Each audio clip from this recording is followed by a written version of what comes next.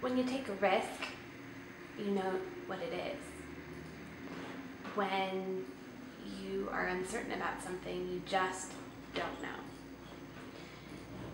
Risk versus uncertainty is a newer concept that is getting a lot of traction at the Foundry and is starting to make a lot of sense to both the entrepreneurs and to the academics of the university.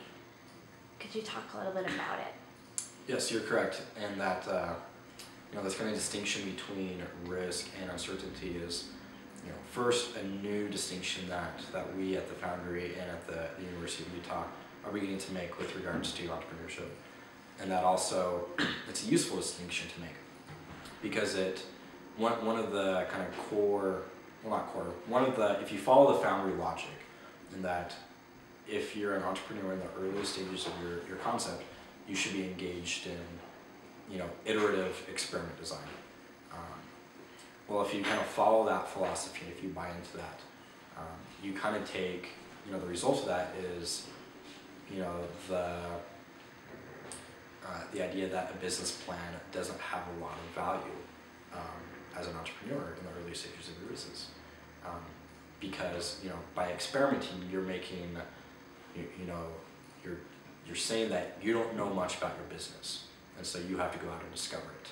Whereas a business plan takes as an assumption that you do have a good understanding of your business and the economics involved with it, a good enough understanding that you can actually build a plan around that, that will last you, 1, 2, 3, 5+ years. And so, when you enter the Foundry, a lot of the things that you learn in business school, business planning, building a strategy, a lot of these, traditional tools, all of a sudden don't have a place. And so you're left as an individual wondering, well, was my business degree, my classes, are they worth it? Why, is my business school teaching me one thing and then I enter the Foundry only to learn that there really isn't a place for those tools?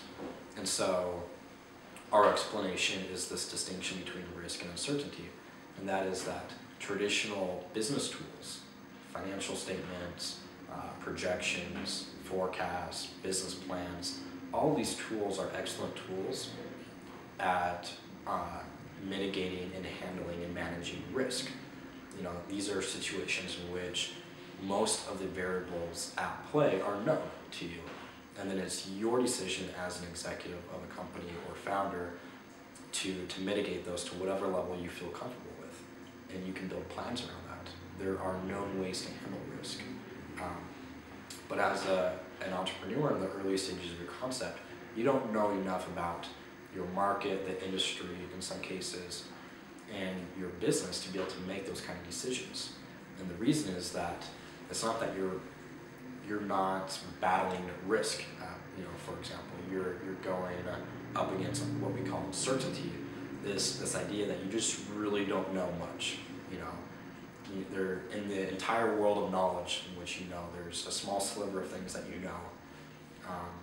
a small or a little bit bigger percentage of things that you don't know. We call that risk. The things that you don't know, that you don't know them, so you can go and convert that to knowledge, right? You can manage and plan around that. But then the vast majority of knowledge out there is just stuff you don't know, you don't even know. And so then how do you build, how do you go about discovering those things? And that's through experiment design. So that's how you resolve uncertainty. And then once you get to a point in which you've been able to uncover, most of the aspects of your business that you didn't know about, call it a year down the road. Once you have a good understanding of who your customer is, the economics involved with your business, what your market looks like, once you know all that stuff, now as a business you transition into a state in which you're managing that risk. And now it's perfectly appropriate for you to begin building business plans and projections, maybe seeking investors. But up until that point, a lot of these tools don't have a place because it's not risk you're managing, it's uncertainty.